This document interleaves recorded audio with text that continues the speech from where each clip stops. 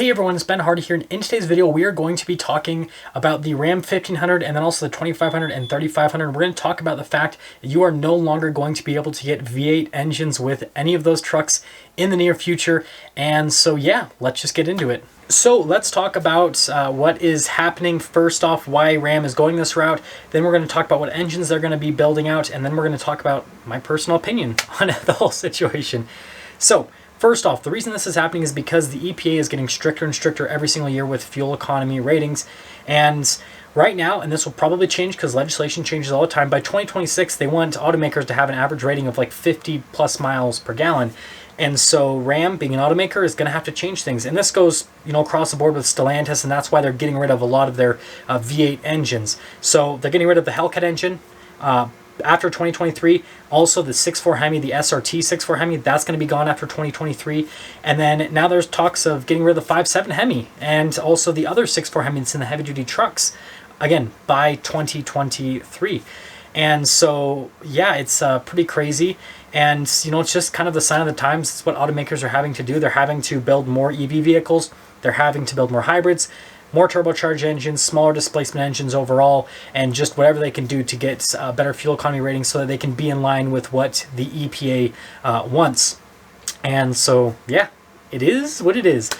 So that's kind of what we know so far, and like I said, that's up to change. And, the plan to get rid of those engines, that's also up to change, right? That's kind of what the set plan is right now, is 2023, but the last year, you'll be able to get all of these, cool, bad boy V8s is what I meant to say, not bad V8s. Sounds like 2023, and then 2024 we'll have a bunch of new engines. And so now let's get into the new engines that they're going to be releasing in the vehicles. So first off, you guys are probably wondering on like the Hellcat side of things and everything, even though this is kind of centered a little bit around the 5.7 Hemi.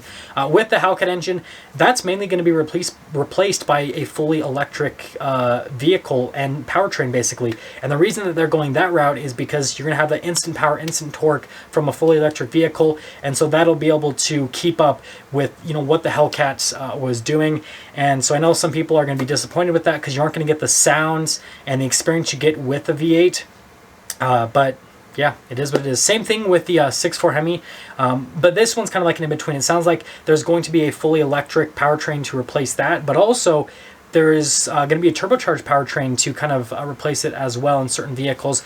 And so what it sounds like they're going to do is they're going to either source or build their own turbocharged six-cylinder. There's been a lot of talks of it being an inline six, so maybe they'll source something from BMW.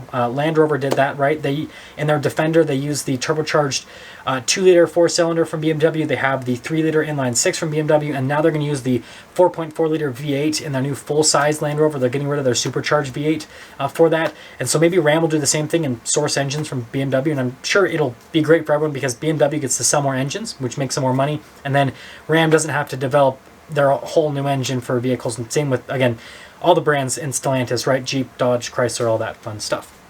So yeah, it sounds like that will most likely replace the 6.4 Hemi as some inline six that has power outputs that are similar to that, and it could potentially have a hybrid component as well, just to help out with fuel economy.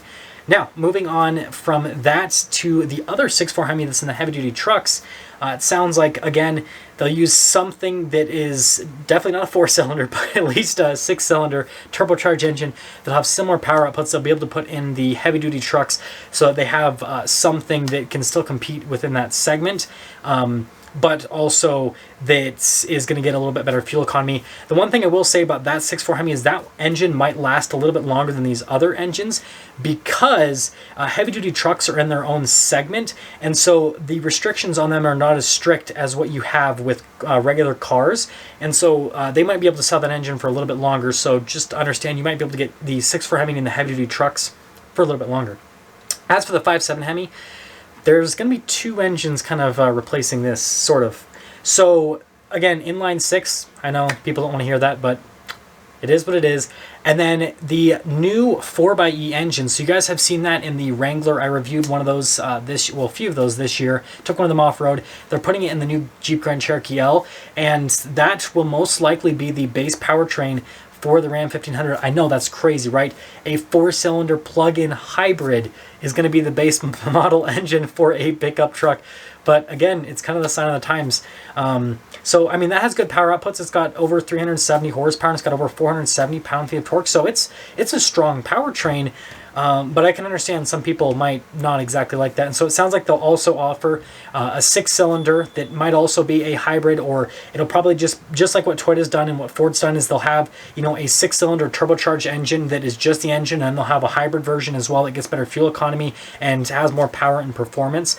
And so it sounds like that's kind of the route that Ram is going to be going with this. And so, yeah, by 2020, well, after 2023, you probably won't be able to get a Hemi Ram anymore. And so it'll be the end of a very long era. So now let's get into my personal opinion. So first off, I will have to say I'm not terribly upset with going to turbocharged engines. I'm not terribly upset with going to hybrids. I understand there's more components, there's more moving parts, and there's more stuff that could break, so reliability is potentially an issue. So I understand that gripe, and that makes me a little bit sad. But on the other side of things, from a driving experience perspective, some of these new hybrids and some of these turbocharged engines drive so much better than the naturally aspirated V8s. And don't get me wrong, I love naturally aspirated V8s. They sound amazing. That instant response you get from the engine is great, and just the experience is amazing. But with, again, like I said, with some of these hybrid turbocharged engines, you get just as much punch off the line. And you know what? I like the sound of some of them, right? I think that, you know, with the Raptor, for example, the new Raptor, I think that sounds amazing with that V6.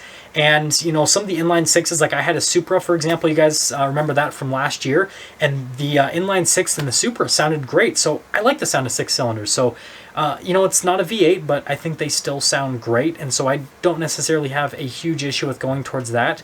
But this part of my personal opinion, I guess, might be a little bit controversial. So understand this is just the opinion section. So take that for what it is. I think that there's way too much focus on automobiles and on fuel economy with automobiles, and there should be more focus on reducing greenhouse gases in other areas that emit a lot more emissions. Cars emit a decent amount of emissions, but we've gotten cars to be pretty dang, you know, good from a fuel economy standpoint already, and we've gotten them to be really good from an emission standpoint already. And so they're releasing a lot less greenhouse gases than they were in the past. And again, do your own research on this. I would definitely recommend that. But there's other areas, like with heating homes, for example, that puts out a massive amount of emissions. So maybe there should be a lot of focus on that. And then another one is with all of the farming we have in the US, right? There is a ton of emissions put out by farming. And so maybe there needs to be something done with that. And I feel like, I don't know, again, this is just my personal opinion, I think there should be more focus on the things that put out the most emissions rather than the things that are going to, you know, obviously change things in a positive direction, but not as much as other things would, right? If we only have like a certain amount of money to allocate towards certain projects, I would rather have that money go towards the greatest good rather than going towards, you know, kind of making things a little bit better. But if that money was put in a different direction, then it could have fixed things a lot more. But again, that's just my personal opinion. I hope that I didn't offend anyone with that.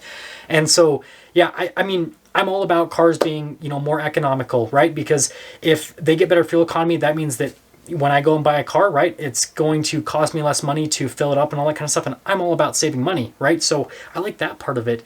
But if we're going to be spending all this time and effort and legislation and all this kind of stuff to, you know, slightly increase fuel economy, and then it's, you know, just barely going to decrease greenhouse gases, I'm like, kind of, what's the point, right? I would, yeah. Hopefully that makes sense. But anyways, I don't want to ramble on too long because this video is getting a little bit too long. That's going to sum things up. I want you guys to let me know what you think about this. If you think this is a move in the right direction, just with the whole situation, right?